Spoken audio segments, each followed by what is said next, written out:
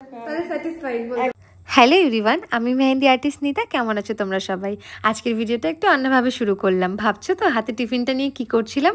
সকাল থেকে আমার ক্লাস করানো ছিল, এখন বাজে দুপুর 4টে, খাওয়া দাওয়ার সময় হয়নি। তার মধ্যে চলে এলাম শিমুরালি।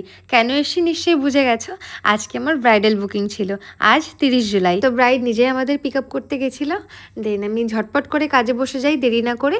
এখানে আমি ব্রাইডাল মেহেন্দি করছি, সাথে আমার একটা স্টুডেন্ট যায়, তো সে পার্টি মেহেন্দিগুলো করছিল, সেটা আমি নেক্সট ভিডিওতে তোমাদের সাথে শেয়ার করব। আরেকটা বিষয় তোমাদের সাথে শেয়ার করি, ক্লায়েন্ট যে সবসময় আমার পছন্দ মতো কাজ করবে বা যেটা আমি সাজেস্ট করে দেবো সেটাই করবে এমনটা তো হয় না। ক্লায়েন্টের পছন্দ বুঝে কাজ করতে হয়।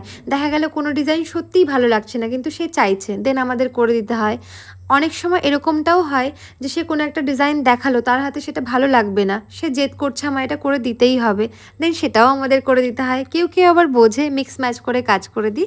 তো আজকে আমার ব্রাইডের রিকোয়ারমেন্ট অনুযায়ী আমি কাজটা করেছি, তো চলো জেনে নিই ওর থেকে। একটু তো গেটেই ফেলেছে নিচটা, যাই হোক কেমন লাগলো সেটা একটু বলো।